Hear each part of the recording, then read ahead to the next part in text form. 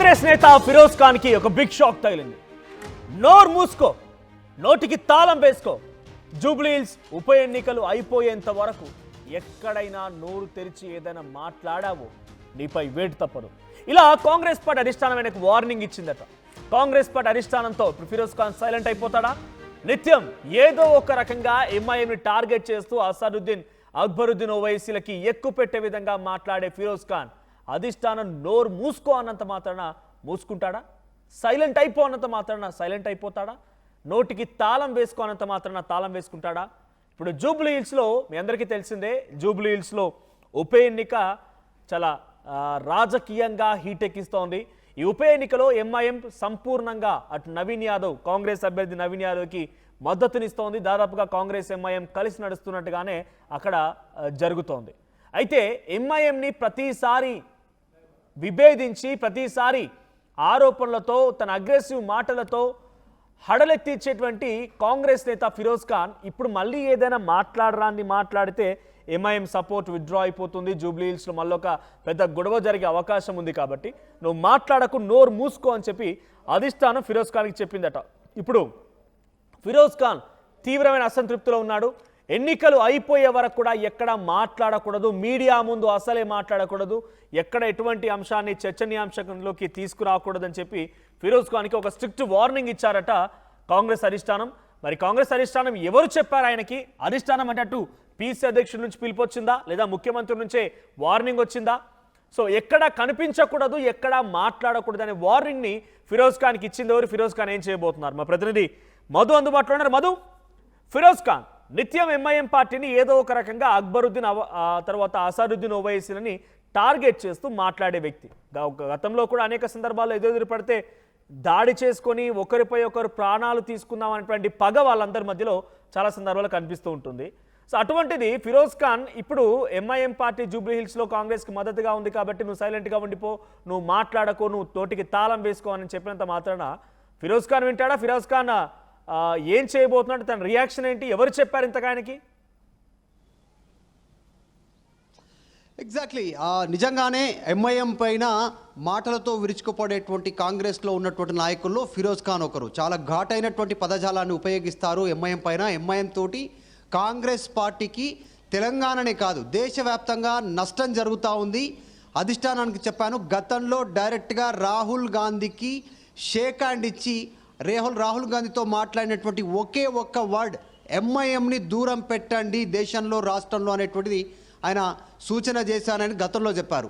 ఏది మాట్లాడలేదు. నాకు టికెట్ ఇవ్వమనో, పార్టీలో పదవి ఇవ్వమనో, నాకు మంత్రి పదవి ఇవ్వమనో, నాకేదో చేయమని అడగలేదు.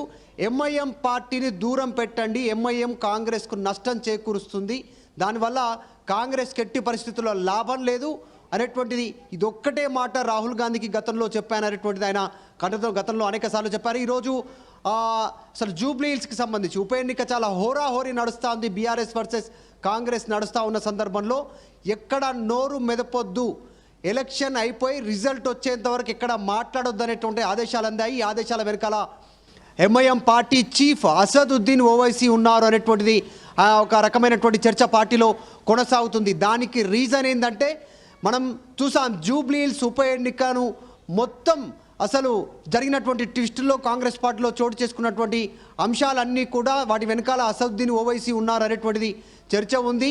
నవీన్ యాదవ్కు టికెట్ రావడంలో, అజారుద్దీన్ అక్కడ నుంచి పక్క జరపడంలో, ఎమ్మెల్సీ అమీర్ అలీ ఖాన్ని తీసివేయడంతో ఆ ప్లేస్ మళ్ళీ అజారుద్దీన్కి ఇవ్వడం, మళ్ళీ అజారుద్దీన్ని మంత్రిగా ప్రకటించడం, ఈరోజు ఫిరోజ్ ఖాన్కి మాట్లాడొద్దనేటువంటి ఆదేశాలు ఇవ్వడం, వీటన్నిటి వెనకాల అసదుద్దీన్ ఓవైసీ ఉన్నారు. ఒక రకంగా చెప్పాలంటే గతంలో అసదుద్దీన్ ఓవైసీ పైన ఫిరోజ్ ఖాన్ చేసిన కామెంట్లు ప్రస్తుతం కాంగ్రెస్ పార్టీలో చర్చ కొనసాగుతున్నాయి.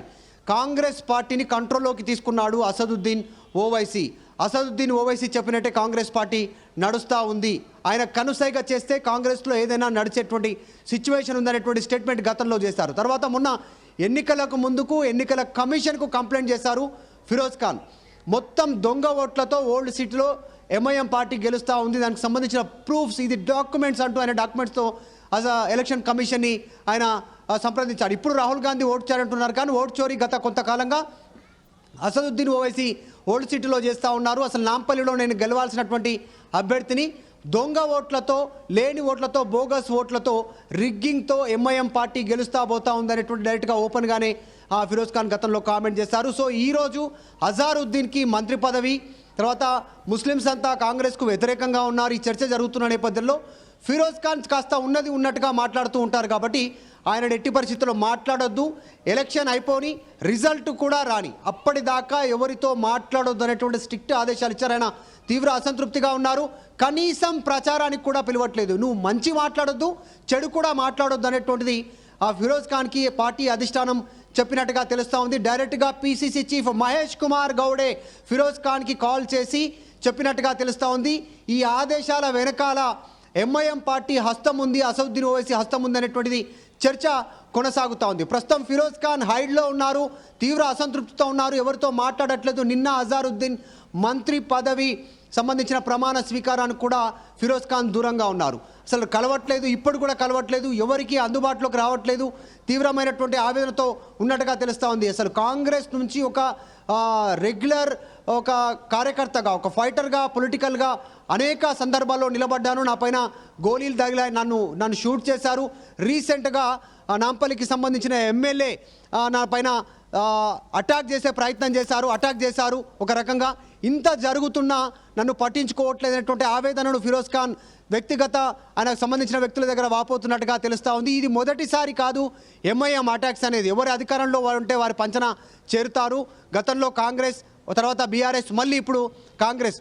అప్పుడు షబ్బీర్ అలీ పైన ఎంఐఎం సంబంధించిన వ్యక్తులు అటాక్ చేశారు. తర్వాత అప్పుడు హోంమంత్రిగా ఉన్నటువంటి ఆయన పైనే అటాక్ చేశారు. బీఆర్ఎస్ పార్టీకి సంబంధించినటువంటి ఇంటికి వెళ్ళి ఇంట్లో అటాక్ చేసినటువంటి పరిస్థితి. మొన్న రీసెంట్ గా మళ్ళీ కాంగ్రెస్ అటాక్ చేశారు.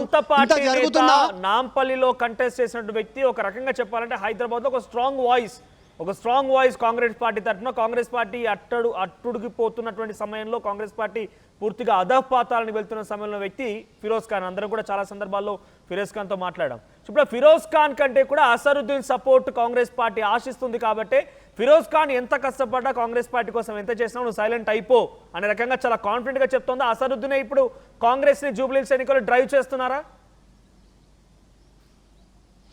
ఎగ్జాక్ట్లీ, బయట పొలిటికల్ సర్కిల్లో కూడా అదే చర్చ ఉంది. కొద్దిసేపటి క్రితం బీజేపీ ప్రెసిడెంట్ రామచంద్రరావు ఒక స్టేట్మెంట్ చేశారు. రేవంత్ రెడ్డి కాదు, రేవంత్ ఉద్దీన్ అనేటువంటి స్టేట్మెంట్ చేశారు. ఎందుకంటే ప్రస్తుతం అంతా కూడా కాంగ్రెస్ పార్టీని కంట్రోల్ చేస్తుంది, ఆపరేట్ చేస్తూ ఉంది ఎంఐఎం, అసదుద్దీన్ ఓవైసీ. అక్కడి నుంచి టికెట్ అజారుద్దీన్కు వద్దు అంటే టికెట్ కట్ చేశారు. ఆయనను నవీన్ యాదవ్కు టికెట్ ఇవ్వమంటే నవీన్ యాదవ్కు టికెట్ ఇచ్చారు. అమీర్ అలీ ఖాన్ని ఎమ్మెల్సీ నుంచి తొలగించండి అంటే ఆయనను ఎమ్మెల్సీగా తొలగించారు. మళ్ళీ అజారుద్దీన్కి మంత్రి పదవి ఇవ్వండి అంటే మళ్ళీ అజారుద్దీన్కి మంత్రి పదవి ఇచ్చారు. ఫిరోజ్ ఖాన్ని మాట్లాడొద్దని చెప్పండి అంటే ఫిరోజ్ ఖాన్ని మాట్లాడొద్దని చెప్తున్నారు. అసలు ఓవరాల్గా కాంగ్రెస్ పార్టీని డ్రైవ్ చేస్తూ ఉంది MIM party chief Asaduddin Owaisi అనేటువంటి చర్చ గ్రౌండ్లో ఉంది. ముఖ్యంగా ఫిరోజ్ ఖాన్ ఇదే అంశాన్ని గతంలో చాలా సందర్భాల్లో చెప్పారు, ఇప్పుడు చెప్తా ఉన్నారు. ఇక మారరు, ఎన్నిసార్లు చెప్పినా కూడా. రాహుల్ గాంధీకే నేను డైరెక్ట్గా గతంలో చెప్పాను, ఎంఐఎంతో దోస్తానా వద్దు, కాంగ్రెస్ పార్టీకి నష్టం చేకూరుతుంది. ఎంఐఎంతో ఎవరు అధికారంలో ఉంటే వారి పంచన చేరుతారు, వారి సంబంధించినటువంటి రాజకీయ వ్యవహార శైలి అట్లా ఉంటుంది. అక్కడ ఉన్నప్పుడు కేసీఆర్ని ఆహా ఓహో అన్నారు, ఇక్కడికి మళ్ళీ ఇప్పుడు కాంగ్రెస్ రాగానే కాంగ్రెస్ని ఆహా ఓహో అంటున్నారు. అసలు నమ్మొద్దు. తెలంగాణలో కాంగ్రెస్కు మద్దతు తెలుపుతూ బీహార్లో కాంగ్రెస్కి వ్యతిరేకంగా ప్రచారం చేస్తూ ఉంది ఎంఐఎం. ఎట్లా కుదురుతుంది, జనాలను ఎట్లా కన్విన్స్ చేయగలుగుతాం మనం, ఇది కరెక్ట్ కాదు. ఒకవేళ జూబ్లీహిల్స్లో కాంగ్రెస్ ఓడిపోతే రీజనే అసదుద్దీన్ ఓవైసీ కావాల్సి ఉంటుంది అనేటువంటి చర్చ ఉంది. సో మొత్తానికి ఫిరోజ్ ఖాన్ తీవ్ర అసంతృప్తిలో ఉన్నట్టుగా తెలుస్తూ ఉంది. జరుగుతున్నటువంటి పరిణామాలపైన తీవ్రమైనటువంటి ఆవేదనతో ఆయన ఉన్నారు. ఆయనను మాట్లాడొద్దు, ఎలక్షన్ అయిపోవాలి, రిజల్ట్ అయిపోయేంత వరకు మీడియాకి, బయట ప్రచారానికి దూరంగా ఉండాలని చెప్పినట్టుగా తెలుస్తూ ఉంది. Right, thank you Madhu. So మొత్తంగా ఫిరోజ్ ఖాన్ని ఎక్కడ మాట్లాడకూడదు, నోరు మూసుకో, నోటికి తాళం వేసుకో, ఎక్కడ కనిపించకు, సైలెంట్ అయిపో. ఇది కాంగ్రెస్ పార్టీ అధిష్టానం నుంచే ఫిరోజ్ ఖాన్కి చాలా స్ట్రిక్ట్గా ఒక వార్నింగ్ వచ్చిందట. ఒకవేళ మాట్లాడాల్సి వస్తే డెఫినెట్గా వేటు వేస్తాం. నిజానికి ఫిరోజ్ ఖాన్ అనే వ్యక్తి కాంగ్రెస్ పార్టీ హైదరాబాద్ నగరంలో అట్టుడికి పోయి పూర్తిగా కంప్లీట్గా కొలాప్స్ అయిపోతుంది, అధపాతాలని వెళ్ళిపోతుంది. అటువంటి సిచ్యువేషన్లో డెఫినెట్గా is a strong voice. Congress పార్టీకి మైనార్టీలో నుంచి, హైదరాబాద్ నగరం నుంచి ఒక స్ట్రాంగ్ వాయిస్గా ఉన్న వ్యక్తి.